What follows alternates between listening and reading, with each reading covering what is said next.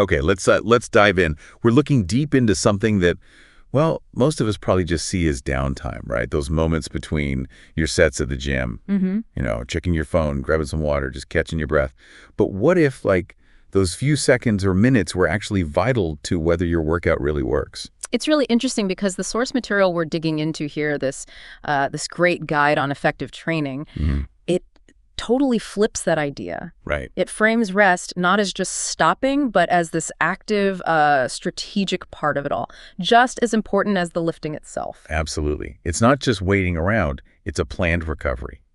So our mission today in this deep dive is to pull out the really key insights from this material, to get why this rest matters so much, and crucially, how you can actually optimize your rest time for your fitness goals. And, getting this right, it can genuinely be a breakthrough for people. It takes your training beyond just, like, counting reps and sets to something smarter, more optimized. Okay, so let's jump right in.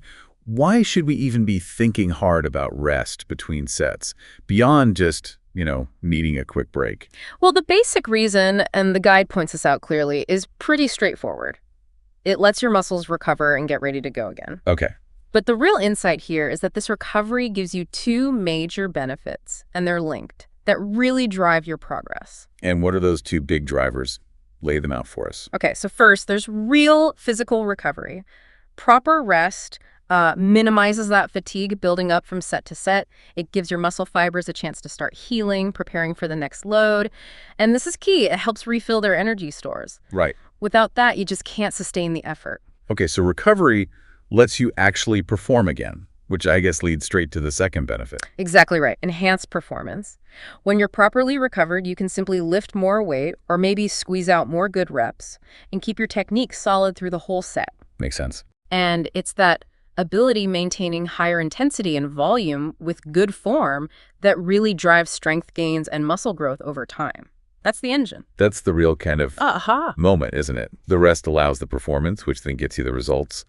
The guide also talks about how rest links up with our body's different energy systems. Can you unpack that a little? Yeah, definitely. Think of it like your body has different kinds of fuel for different jobs. For really short, max effort bursts, like one heavy lift or a super quick sprint, you use the ATP-PC system. That's like, rocket fuel. Very powerful, but it burns out fast. This system needs quite a bit of rest, typically 1 to 3 minutes, to basically refill that quick burn fuel tank. Got it. So short, intense stuff needs longer to refuel. Exactly. Then for moderate intensity work that lasts a bit longer, say 30 seconds, up to maybe a minute or so, the glycolytic system kicks in. This is more like your regular gasoline powers things for a decent bit. It needs less rest than the ATP-PC system, usually somewhere between 30 seconds and 2 minutes. And the third one? That's the aerobic system. This is your long-haul diesel engine, used for lower intensity, longer duration activities. If your workout mainly uses this system, you might only need, say, 30 to 60 seconds of rest between efforts. Okay. You're not aiming for peak strength here, more about maintaining work capacity and keeping that heart rate up. So the big insight from the source here is really about finding that balance, that sweet spot for rest, because it links directly to refueling the specific energy system you need for the next set. Too little rest, you don't refuel enough, intensity drops. Too much, maybe you lose that workout momentum, heart rate drops too low. That's it, exactly. It's about matching the rest to the demands of the work you're about to do, fueling it right. So if it's not one size fits all, what are the main things that should determine how long I should rest between my sets? What does the guide say? The guide lays out a few really crucial factors. The first one, and probably the biggest, is your specific fitness goal. What are you actually training for? Is it maximum strength or muscle size hypertrophy, or are you focused on muscular endurance? And how does the goal change the rest needed so fundamentally? Well, because your goal determines which energy system you're hitting hardest and, how you need to challenge the muscle. For strength, where you're lifting heavy for just a few reps. Right, like those big compound lifts. Exactly. Deadlifts, squats, bench press, you need full recovery of that ATPP system, that rocket fuel. So that means longer rest periods, typically 2 to 5 minutes, maybe even a bit more sometimes, between those really heavy sets. You need to be pretty much fully recovered to safely push that kind of weight again. Okay, max power needs max rest to regenerate that power. Got it. What about hypertrophy then? Building muscle size. Okay, this is where it shifts. For hypertrophy, you want a balance. Enough rest so you can perform the next set well, but not so much rest that you lose the metabolic stress, that kind of pump or burn. The guide suggests moderate rest here, usually in the range of 30 to 90 seconds. The idea is to keep a certain level of muscle fatigue and metabolic load going, because that stress is a big signal for growth.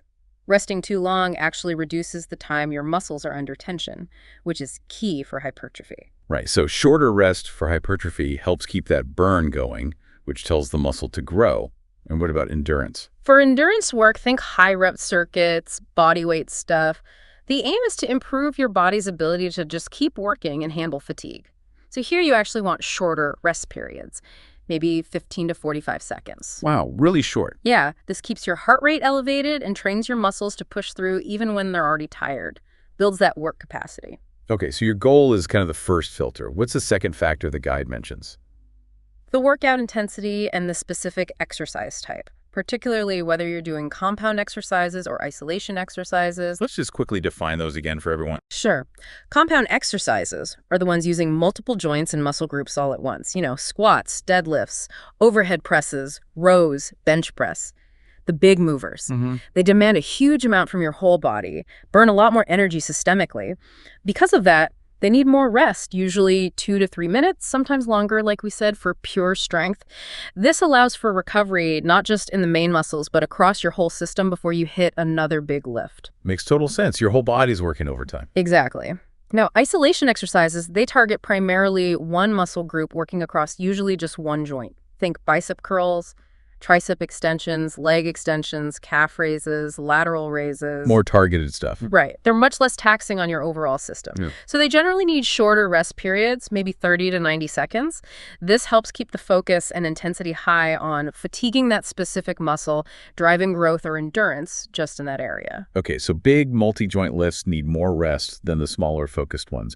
And the final factor the guide brings up. That's your current fitness level and just generally how quickly your individual body recovers. A beginner's body is still adapting, right? So they'll usually need more rest than someone more advanced doing the same exercise. Okay. The guide actually gives some useful starting ranges based on fitness level. Oh, nice. What are those ranges? Okay, so for strength training, beginners might need those 2-3 minutes we talked about. Intermediates, maybe 1-2 minutes. And advanced lifters, they often still need 1-2 minutes too, because really heavy lifting always demands significant recovery for that ATP-PC system, no matter how fit you are. That's interesting. Even advanced folks need solid rest for pure strength. Yeah, it shows that while your general recovery might improve, the specific energy demands of near maximal sets don't change that much. Now for hypertrophy, beginners might start at 1-2 minutes. Intermediates, maybe 45-90 seconds, and advanced trainees can often bring that down to 30-60 seconds and still keep the intensity effective. The key is, as you get fitter, you can often gradually reduce your rest times while still performing well, which makes your workouts more efficient. This is all really helpful for figuring out a starting point. Yeah. But how do you know, like in the workout, if the rest time you picked is actually right for you on that day with that exercise? How do you effectively listen to your body? Yeah, that's super important, and the material gives us some pretty clear signs to watch for. First, signs you probably need more rest. The most obvious one is just fatigue. If you feel wiped out or you know you won't be able to hit the next set with the same quality as the last one, you likely haven't recovered enough. Okay. Beyond just feeling tired, though. Yes. A big one, a real red flag, is form breakdown. If you notice your technique starting to slip just to grind out the reps. Yeah, happens to us all. It does. But that means your primary muscles are too fatigued to do the job properly, and others are compensating badly. The guide really emphasizes this isn't just bad performance, it dramatically increases your risk of injury. Good form has to come first. Taking extra rest to maintain it is always the smarter choice. So if your form's getting sloppy, add more rest time. Simple enough. What else signals needing more rest? Just generally, poor recovery between sets. If you're still gasping for air, heart racing like crazy, or your muscles feel like they're still screaming or cramping up after your planned rest time is over, well, your body's basically shouting that it needs more time. Okay, those are clear signs to take a longer breather. What about the flip side? Signs you might actually be resting too much? Maybe being a bit lazy? Yeah, it happens. If you notice a lack of intensity, that's a sign. If the workout just feels kind of easy, the sets aren't really challenging you given the weight you're using. Cutting rest is a simple way to force your body to work harder and maintain a higher effort level throughout. Or if you just feel like there's an insufficient challenge overall. Exactly. If you're kind of breezing through your sets, or the workout takes a long time but doesn't leave you feeling particularly taxed, shortening the rest periods will increase the metabolic demand. It helps build stamina and push you harder. It's a really effective way to avoid hitting plateaus just by manipulating rest. So paying attention isn't just about not getting totally exhausted. It's also making sure you're actually pushing hard enough for your specific goal. Spot on. Your body gives you constant feedback if you learn how to read it. Now, beyond just setting a timer, the guide talks about some pretty smart techniques to either make the most of your rest time or even play with it to change the workout's intensity. Yeah, these are cool strategies, ways to make recovery maybe more efficient or layer techniques for specific outcomes. One is using active rest. Okay, what's that exactly? So instead of just stopping, completely standing still, sitting down, you do some kind of light movement between your sets. We're talking really low intensity here, like maybe gentle walking, some light foam rolling, or dynamic stretching. And why do that? What are the benefits? Well, the thinking is it can help keep blood flowing, maybe reduce some stiffness, and potentially help clear out some of those metabolic byproducts like lactate that contribute to muscle burn and fatigue. Ah, so keeping the body moving gently actually helps it recover more actively. That's the general idea. Examples could be just a slow walk on the treadmill between sets, maybe light cycling on a stationary bike, or even just some gentle arm circles or leg swings, depending on what you just worked. It keeps the system kind of humming without adding more fatigue. Okay, interesting. And then there are techniques that deliberately cut rest to really ramp up the intensity, like supersets and drop sets. Yeah, these are definitely more advanced methods. They're designed to increase the metabolic stress and just the overall density, how much work you pack into a certain time of your workout. A superset is when you do two different exercises back to back with very little or sometimes no rest in between them. Can you give us some examples from the material? How might that look? Sure. You could superset exercises for opposing muscle groups. Classic example, bicep curls immediately followed by tricep extensions. Okay. Or you could even pair compound movements for totally different body parts, like doing a set of chest presses and then going straight into a set of squats. The rest you'd normally take between those two specific exercises is essentially cut out. Right, pairing things up to slash the downtime. What about a drop set? How's it different? A drop set is all focused on one exercise. You do a set until you hit muscular failure or get very close with a certain weight. Then you immediately reduce the weight, say, by 10 or 20%, and keep repping out with that lighter weight until you fail again. And you might even repeat that process, dropping the weight again. That sounds incredibly intense. Yeah. Really designed to just completely fry the muscle, huh? It really is. The rest between those drops is minimal. Basically, just the second or two it takes to change the weight. It's a very powerful technique for hypertrophy, pushing a muscle way beyond its normal failure point. Wow. Okay. And finally, there was a simpler, but maybe really crucial technique mentioned. Yeah, just tracking rest. It sounds basic, right? But simply using a timer, whether it's your phone's stopwatch or a dedicated interval timer app like Gimboss or something similar. Why is that so important? It just helps you stay honest and disciplined. It ensures your rest periods are consistent from workout to workout, which helps you track progress better. And let's be real, it stops you from getting distracted by your phone or chatting for too long and accidentally taking way too much rest or rushing too soon. It imposes that structure, that intention we talked about, needing for real optimization. Exactly that. Keeps you focused. You know, seeing these principles actually applied makes it so much clearer.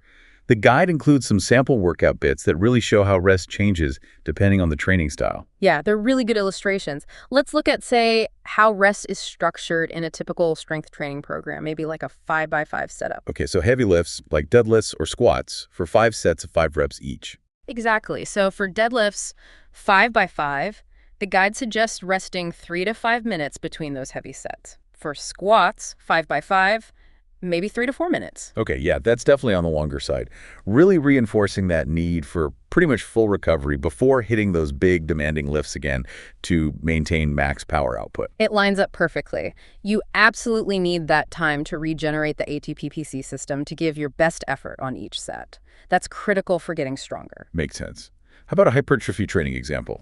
More focused on muscle growth. Right. So here you see those moderate rest periods we discussed. For something like a bench press done for 4 sets of 10 reps, the recommendation is around 60 seconds of rest. Okay. For dumbbell rows, maybe 4 sets of 12 reps, it suggests 45 to 60 seconds. So definitely shorter rest there, keeps the muscle under tension, builds up that metabolic stress that signals growth, like you said. Precisely. Enough rest to perform quality reps in the next set, but short enough to keep that muscle working hard and accumulating fatigue across the sets. And lastly, what about an endurance circuit training example? This is where the rest times really shrink. For something like bodyweight push-ups in a circuit, maybe 3 sets of 20 reps, the guide suggests just 30 seconds rest. Wow. Or for jump squats, also in a circuit, 3 sets of 15 reps, it could be as short as 15 seconds rest. Barely time to catch your breath before you're moving again. Exactly. Because the goal isn't max strength or size per set. It's about building your capacity to keep working through fatigue, keeping that heart rate high, and getting through the whole circuit efficiently. Minimal rest is absolutely key for that style of training. So, looking at these examples side by side really hammers home the point, doesn't it? Your rest strategy isn't or shouldn't be random. It's a very deliberate choice you make, tailored to what you want to achieve, the exercise you're doing, and your own body's current state. That tailoring, that's where the real optimization happens. It's moving beyond generic advice. So wrapping this up, what's the core message here? It feels like the biggest takeaway from this deep dive is that rest between sets is, well, it's not just dead time. It's actually a powerful tool in your training toolkit that needs real intentional thought. Absolutely. It's an active variable you can manipulate, just like the weight on the bar or the number of reps you do. And it's influenced by your specific goal, the type of exercise, your fitness level, and crucially, the feedback your body's giving you moment to moment. Understanding all this really empowers you, the listener, to move past just resting for however long feels okay and start making informed choices about rest that actually help you get where you want to go. So yeah, we really encourage you to think about your own workouts. Are you currently just resting sort of randomly, or are you timing your breaks with purpose? How could applying maybe just 1 or 2 things we talked about, like actually timing your rest or paying closer attention to when your form starts to break down, change how your next workout feels and the results you get from it? And here's a final thought to maybe chew on after this deep dive. Given how critical rest timing is and how often it gets overlooked, could simply refining your rest periods be that missing piece you need to finally smash through a training plateau you've been stuck on? What one small change to your rest could you experiment with next time you hit the gym?